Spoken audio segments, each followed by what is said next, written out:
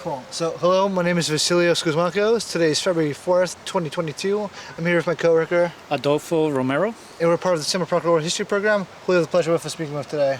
Calvin, Foronda, Gulf to Bay Bait and Tackle. Well, nice to see you again, Calvin. So, if you can just tell me about who you are, right? Where you're from, and then a little bit about your shop here. Sure. So, I am born and raised on St. Pete Beach, Florida, and my family's owned Gulf to Bay Bait and Tackle shop for 15 years now, and we fish regularly, as much as anyone can, right? And we talk to a lot of fishermen, and that's what we do. Fantastic. So if you can just tell me about how you kind of grew up, right? So, obviously, did you do a lot of fishing, that type of thing? Of course, yeah. Started out like any kid fishing, not knowing what I'm doing, and going about with Dad. And then at a younger age, he purchased a store, and we got into the business, and it's pretty much what I've done since I started my working, individually. And so why, of any business, right? Why did your family go into the tackle, bait tackle shop? That's an interesting story. It was actually, it's kind of a long story, but to make it short, my dad actually got the business and the building in an effort to make half of it a real estate office and then run retail, which he had done for bait and tackle. But it wasn't a major play on fishing. It just became something that he decided to do full time instead. So that's how the origin story there. That's awesome. So if you can kind of start, red tide, right, is obviously started affecting a lot of different, we had a recent bout of red tide recently, right? How did the recent bout affect your business? Man, it produced 4 of our slowest months in a row, and it really hurt the community.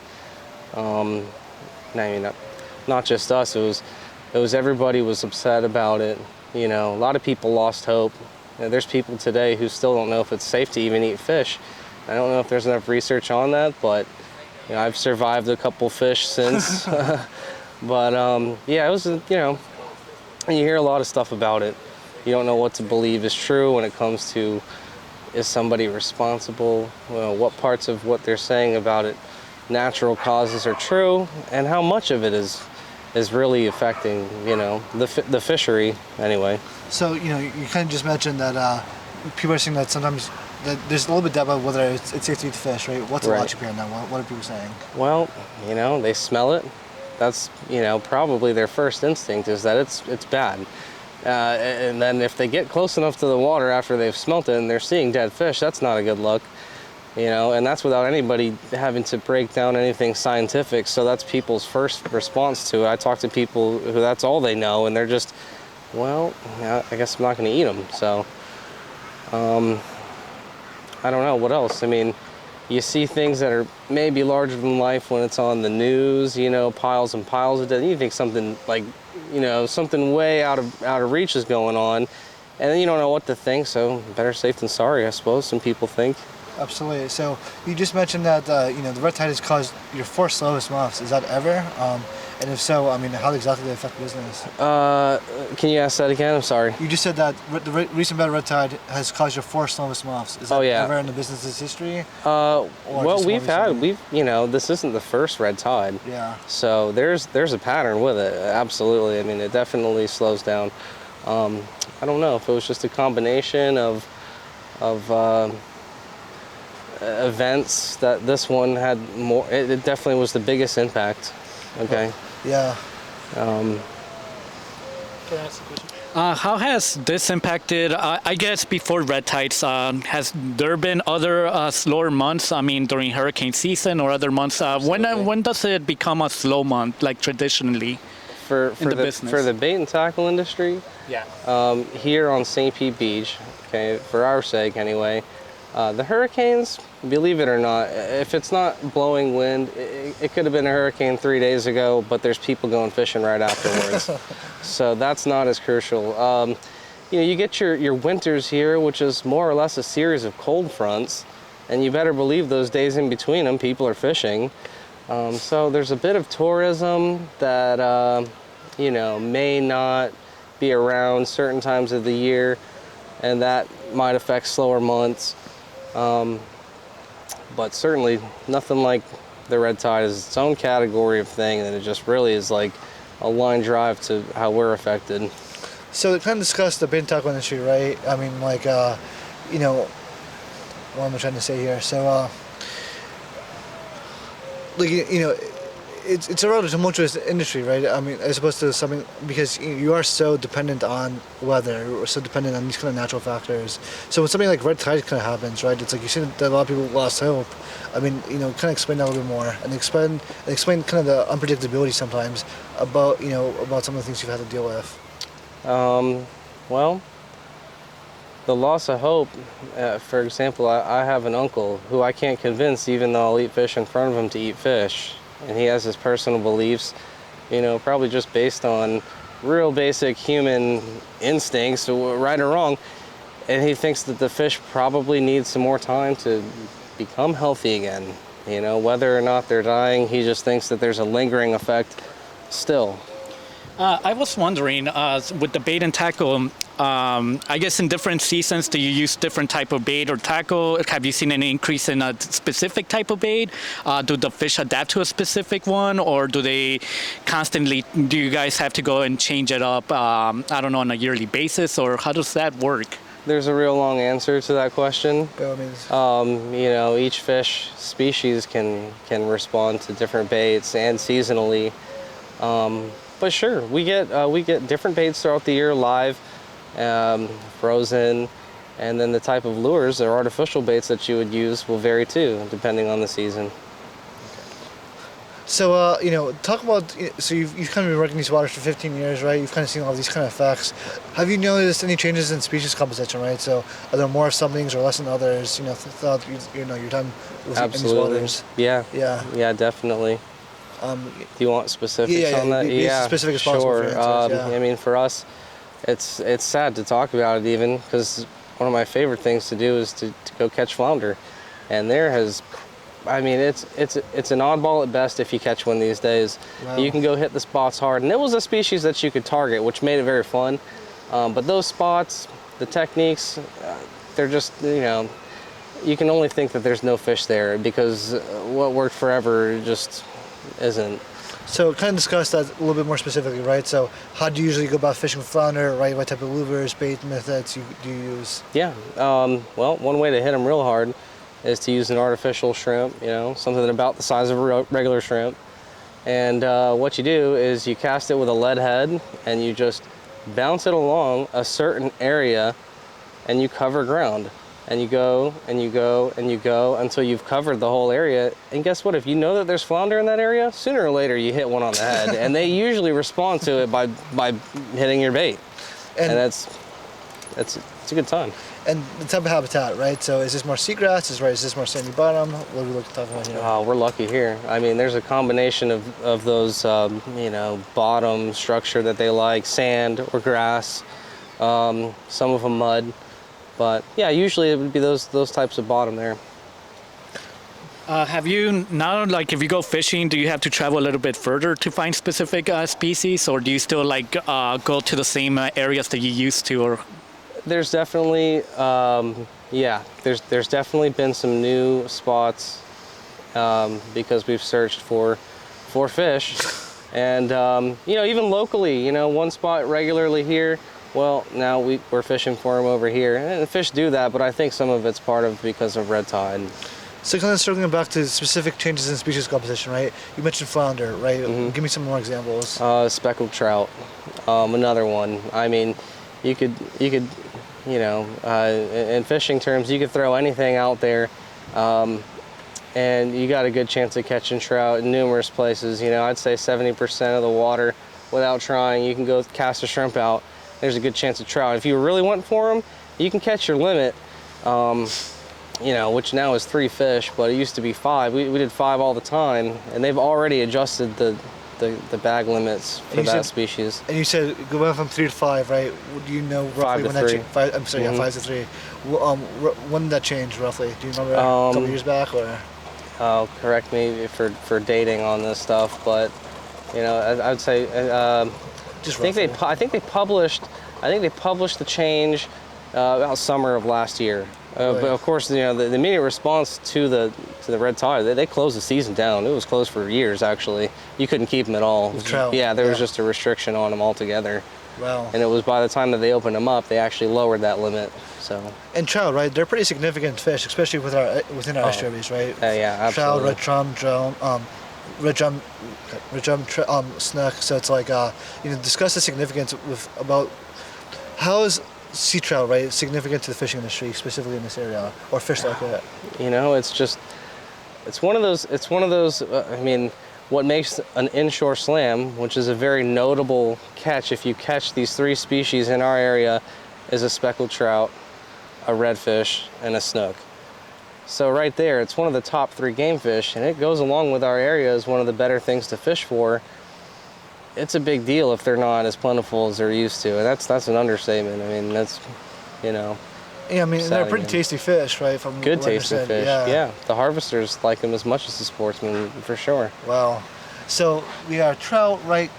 Some more examples, right? Just kind of think Snook, in behavior, definitely you'll see the snook. In odd places, I don't know of a better way to put it. As opposed to,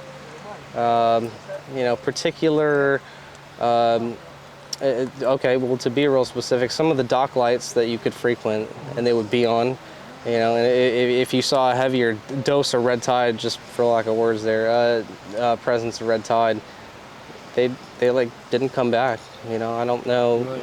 I don't know the chain of events, but the bait fish or the marine life there that starts first and then the fish follow it afterwards. But yeah,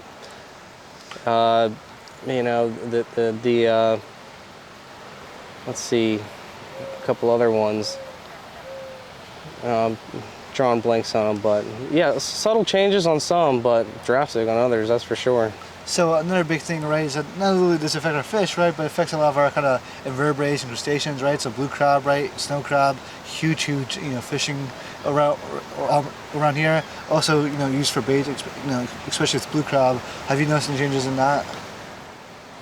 I would say maybe less bait fish.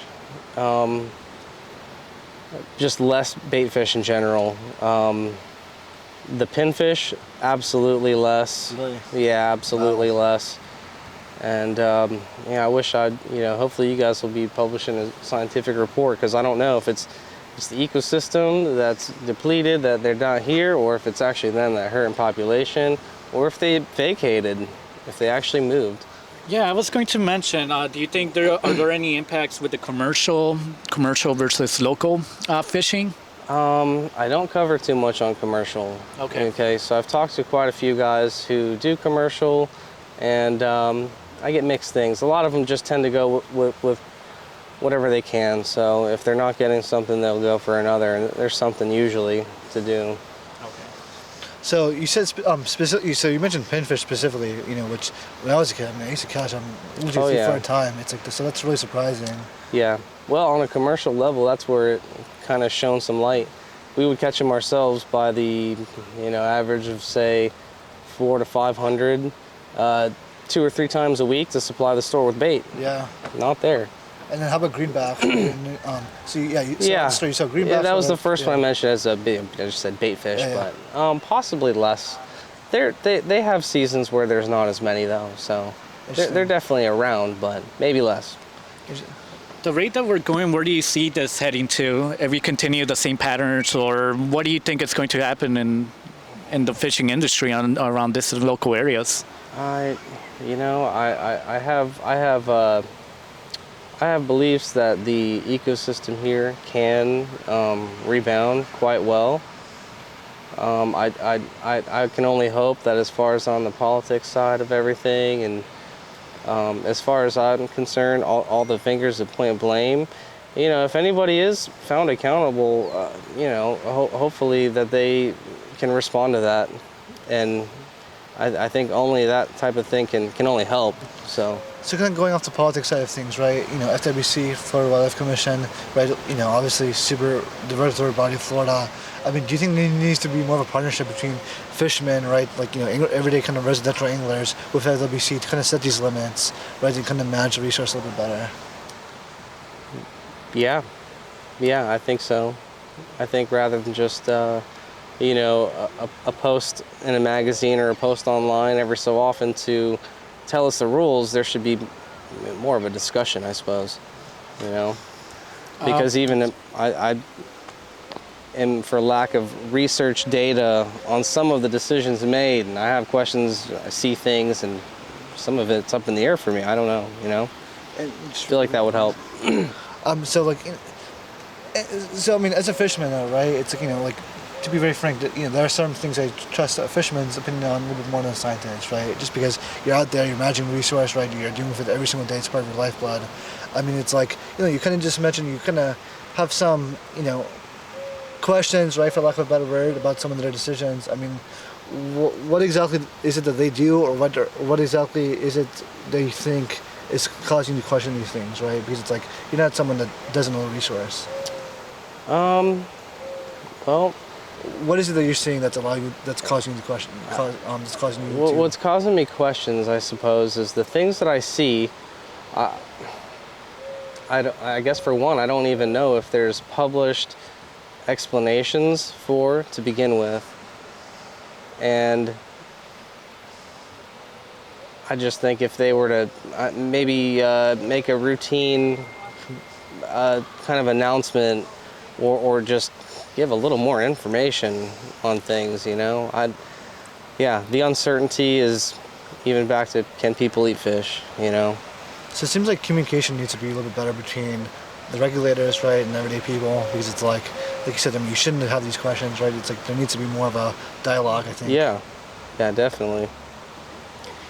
I wanted to know about have any bait and tackle shops been closed down during the time red tide, and if so, like around how many have you seen closed down versus how many there are? In this 4-month red tide in our area actually changed ownership or closed Permanently.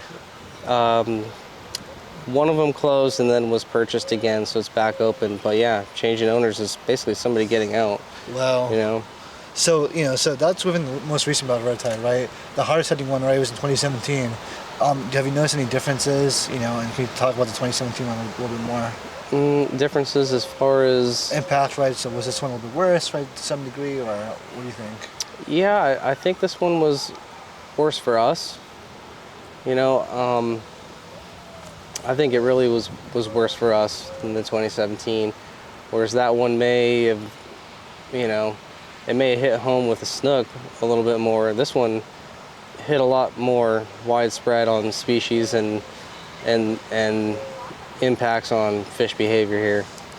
And so, I mean, who do you blame for the red tide, right? Or who do you blame, or what do you think causes red tide? Is this something that's kind of done on an individual level? Is there maybe a specific, piney point? Do you think that maybe has something to do with that? What are your thoughts? My thoughts on, I guess even causes. Just my overall thoughts on how a red tide works is starts out natural, and I think it can be fueled negatively by the effects of abuse of our ecosystem, and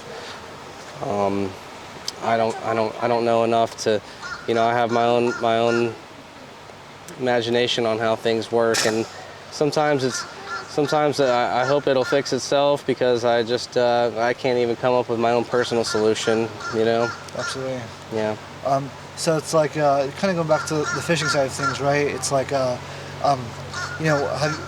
have you run into? You kind of mentioned how you've run into supply issues to pinfish, right? Has that affected things like filler crabs or shrimp or any other important kind of bait that you kind of sell? As far as bait, Yeah. the fiddler crabs we did okay with. The shrimp was also okay, and from what I've heard is actually that it affects crustaceans less. And okay, those two supplies of shrimp and fiddler crabs don't come from our area. Okay. So that I don't know if that's valid. Okay. You know, but they actually come from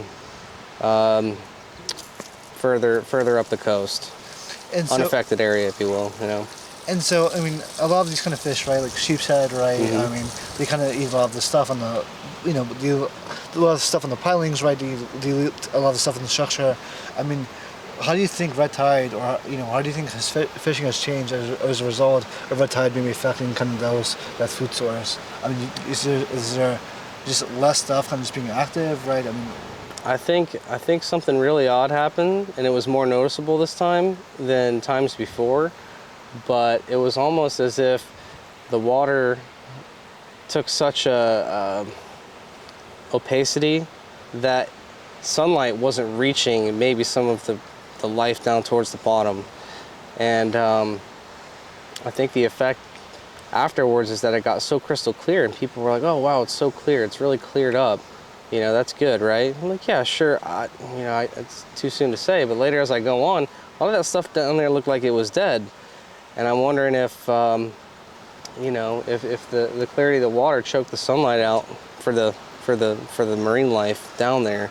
yeah, so that's actually something I've noticed too, right? People keep on mentioning how crystal clear the water is, right? I mean, that's not necessarily a good thing, right? Because Right. if there's a lot of green stuff in water, right, it's because there's life in it, right?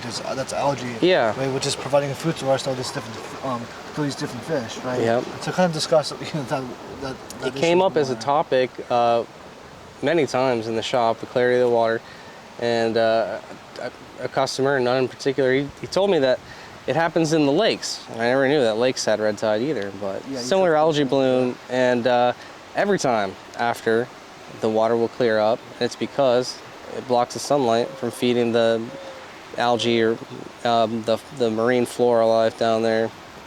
And I thought that was interesting. No one, I can't confirm that that's what happened here. I haven't heard many people talk about that. I have a question on what sacrifices have you made now in order to stay open to keep the business running so far? Well, sacrifices, you know. Shoot, I mean, couple times there, you know, I didn't cut myself a check, made sure that the employees were doing okay and had their hours, but yeah, I mean, kind of just kind of holding on to what we have, and we weren't really, you know, we weren't buying there for a while, you know. Yeah, so when red tide happens, right? I mean, no one's fishing, so do you close the shop, or what exactly happens? I mean, you keep it You know, open, we- people we- just go fishing We had somewhere else, or- people who fished in other areas enough that got us by, and fishing offshore was a little bit different than fishing inshore. So there were people, and then there were hopeful people, and then there were people, even throughout the whole time, we were able to find areas with fish locally. Okay. But it was a grind at times, and we had to really search, and we would share information with our customers who come in wanting to fish. Can we fish? Where are fish? Here, try this spot. And so we made it work. I mean, but it was definitely, people weren't coming in the door, and a lot of them weren't. So you know, being an owner of a taco shop, right? It's kind of almost like a nexus, right, of a kind of communication, right, between everybody that's coming in and talking. Kind of describe that community a little bit, right? So you kind of mentioned how a lot of the information you've been hearing is from talking to customers. Can discuss that process a bit more. Oh man, well, the guys come in, you know, some of them just get bait and go. Some of them stay for a cup of coffee or three, and there's a lot of discussion, and it's a snowball effect. You'll get a couple guys in the store. Next thing you know, there's a side conversation going, and it's a regular breakfast club there. You know, we open at 6:30. There's already, you know, there's hangouts at 7 a.m. Yeah. So it's yeah. So it's a community. It's like everything you're talking about. It's like you build this community together, you know, and if you close down, you're just destroying those communities that are being created, relationships, customers that are coming in, regular customers. So it's kind of an interesting niche that you have going on, and that's Yeah. something that people don't realize that it's impacting them as a whole, you know, Yeah. a specific group. Yep. Very interesting. Well, there's no big box that sells live shrimp yet. So it is an important role for at least that, you Yeah. know, at least that. So you know, I was just back to something. You have a question, though? I just forgot what I had to say. Sorry, what do you know? Give me a second. I just had a good question. Oh my god. Okay. All right. I need to. Yeah, I can tell you one interesting thing is that people who travel to fish, people coming in town to fish, I heard from more than one who live a couple hours north of us, we'll say, up in that nature coast section of Florida. They experienced an increase in certain species of fish. Really? Yeah, they actually did. And much to my theory that the fish do move away. You're smart. You know, they do move away.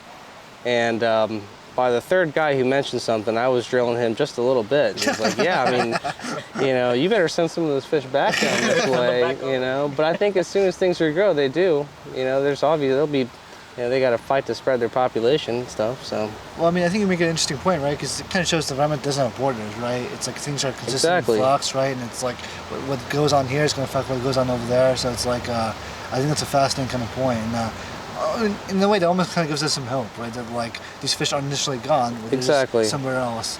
But that also means that the somewhere else need to do a good job managing our resources as well. Yeah, for sure. If you can discuss the importance of fishing, right? Fishing is Florida's the fishing capital of the world, right? Why is fishing so important to the economy of CB Beach and more importantly, Pinellas County? You know, it's definitely something that people know Florida for, fishing capital. It's important for Floridians as well as the tourism. People come here for a good sunset, and then they like it and move, and then they figure out what this place has to offer. And fishing is giant if you're not into today's regular, you know, tech. Yeah, exactly. And that's not everybody's outlet, so it's a real one that we've got. So. And you know, and why is fishing so appealing, right? I mean, so like, you know, what is everybody can enjoy fishing. That's the thing about it. From a young child to an older gentleman to somebody who really wants to go after it, from somebody who wants to sit back and, you know, read a book and wait for their line to go off. There's 1,000+ ways to enjoy fishing, and I've seen a lot of them in the store. But for you specifically, right? You know, what is it that kind of like caused it to you? You know, why is it in your blood, type of thing? Oh man, well, it's just a way to connect with nature, and it can be with family and friends too. And it can be a way to provide food as well. I mean, and not just you know to survive, but very delicious seafood. I mean, it is fresh seafood. It can't get better. You know, so. Absolutely. So it's like you know, fishing. So kind of elaborate on the economic aspect, right? So, you know, when the tourist comes, right, and they want to go fishing in Florida, they're not only going to the tackle shop, right, but they're going to the bar after that, right? They're getting gas, they're doing this, right? So just an entire kind of, you know, network, right, that builds upon, you know, one tackle shop, right? So kind of explain that a little more. Well, it's there. It's definitely there. The guy might come into town to fish. He's then staying at a rental property. He's then eating at the restaurants in the area for a couple weeks. And that's, you know, I heard people who have been coming in the last couple years taking a month to come, especially with people who are able to work remotely. There's people who are here for months. Instead of a week or 2 week vacation, they're here for a longer time. So, you know, for them to have access to fishing, you know, why would they go home? Apparently that's what they're telling. The restaurants, you know, all the shops, all the events, they're doing it because they're here. And kind of circling back, right, to, you know, more specific questions about fish, right? Have you noticed any changes, you know, in kind of the bigger stuff, right? So the shark species, right, the groupers, or kind of these more kind of large predatory fish? You know, I think as far as the fish kills, I've heard almost everything on the list. I can't say that the sharks overall have been hurt as a population or there have been less. They may have been ones to be more resilient to it. Maybe the capabilities for them to go into deeper water, I don't know exactly. I know inshore, the grouper, they got hit hard. They definitely slowed down. It drew a blank there for them when you were asking earlier, but definitely inshore, the grouper, a lot of them didn't make it. So I mean, they showed as they were there, and now not. But offshore, again, there's that. Florida, right, is an estuary ecosystem, right? A lot of our seagrasses, a lot of our mangroves, right, provide an estuary habitat, for these groupers, right, that go offshore, right, to kind of grow up, get bigger, that type of thing. When red tide comes, right, kind of kills off a lot of this stuff, right, kills off a lot of the smaller stuff, right? Gag grouper, I think, specifically uses mangroves as a nursery, right? Kind of, so explain maybe the significance of kind of that on the large scale of things. Oh, I think the habitat really is everything. I say nature is resilient and these fish can repopulate and can thrive once again, but really it is sort of based on the ecosystem being there. So, you've mentioned resilience quite a bit, right? Which kind of gives us hope. Yeah. Can discuss that point a little bit more. In your own experiences, right? What have you specifically seen that kind of leads you to believe that, right? And what do you have to say to people about that message? Well, in red tide experiences, I've seen the rebuild happen quite quickly. And here's one example, and it was actually an example that I found from the previous red tide. Following that red tide, there were a lot of snook killed in that, but there was one of the better shows of snook seasons after a couple years. And what I think happened is that, it might have killed a lot of snook and trout, but when they had their spawn, a lot of smaller fish were able to actually grow because there were less predatory fish available to eat them. So it was, I would have to kind of draw it to explain it the best way, I think. But if you get what I'm saying there, I think some of the young following the red tide events were able to really thrive, and we had a really good population on that. So that's just one example there. I think that things can rebound pretty quickly. Yeah, so it's almost kind of like, like a graph, right? So it goes down, right? As there's less pressure, right? Things start going back up. So it's you have this carrying capacity, right? There's existing ecosystem. When there's less pressure because there's less predatory stuff, things can grow a little bit more exponentially as opposed to before. Right. Right. Yeah. Cool. Well, at least there's a little bit of a silver lining, right, in that regard. So yeah, sure. That kind of, like you said, let's hope, right? Yeah. Do you have any specific stories, right? Because you kind of just mentioned what you said a lot about the red tide. Any more specific stories you have that maybe explains why you think the way you think, as a fisherman? Is there any specific memory that comes to mind when you think of resilience, right? When you think of, the nature's ability to come back forth, or even any specific or any fishing stories that you have that you might want to share? Well, I can think of going fishing in a canoe with my dad and not catching anything, and thinking it was a great time and I can't wait to do it again. And it was just because we were out there and it was beautiful and we spent time on the water, and we had nice bait and it was quality. Everything was quality. It doesn't always depend on the fishing, and then there's days where you do really good in fishing, and those are great too. But yeah, I don't know. I just think that just the love for fishing, I think, is why I feel that it will become good again. Hopefully with our help, Absolutely.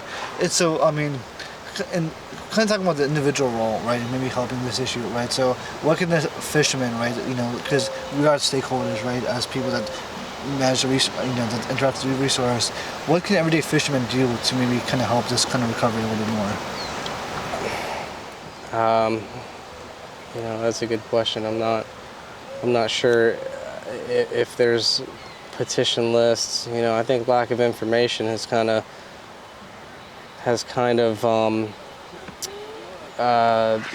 been holding me back from giving some people, or for finding that answer. Yeah. Actually, I think everyone can do their part in ways that we're always taught, but as far as on this matter, I'm not sure. And So you talked to a lot of different fishermen, right? How would you characterize the way they kind of view the resource and manage the resource, right? Do they typically kind of do what's in the best interest, right? Or do they kind of or do you think there needs to be more regulation on their part? I mean, so essentially, do people do good when no one's watching everything? Right. I think most people are respectful. I mean, if you fish enough, you're bound to fall in love with the water to a point, and I think most people are individually respectful towards the fish. Mm-hmm. Yeah, I do. So I think that regulation in that sense, they're doing a good job, and it's fair enough for people to respect that, and they do. Any questions, Adolfo? I don't know. I think you're asking me good questions. It's good. So kind of so what else?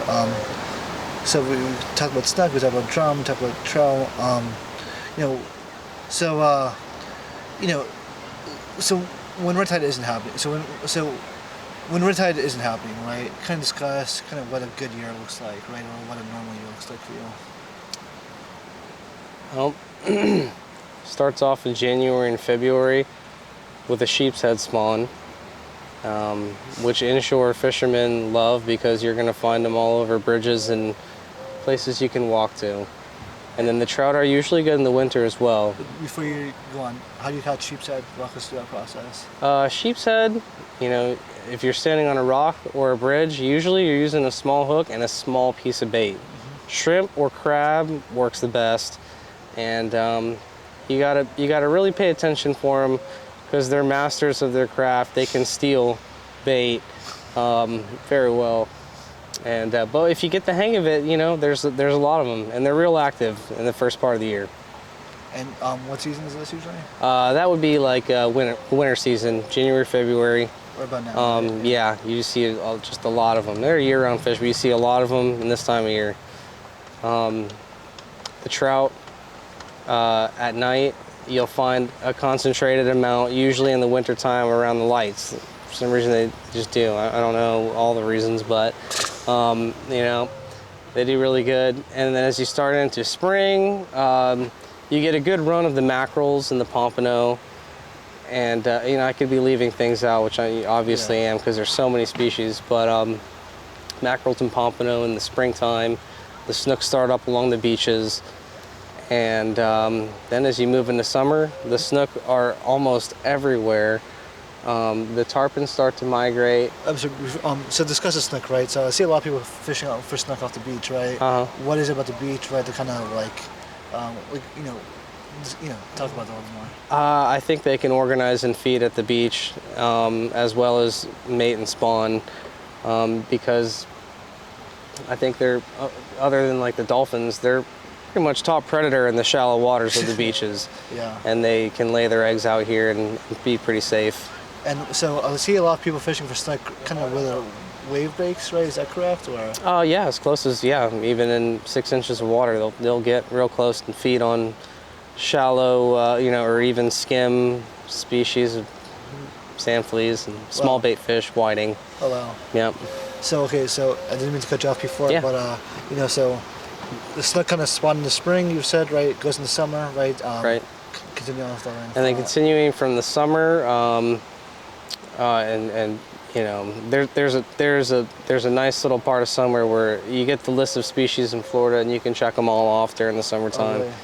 And then you move into specifically is that? What time? Between May and July. Yeah, and if there's bait around, you're in a good spot. You could probably do, whatever it has to offer. Cool. Follow bait in the summertime. You do real well. And if you move towards fall,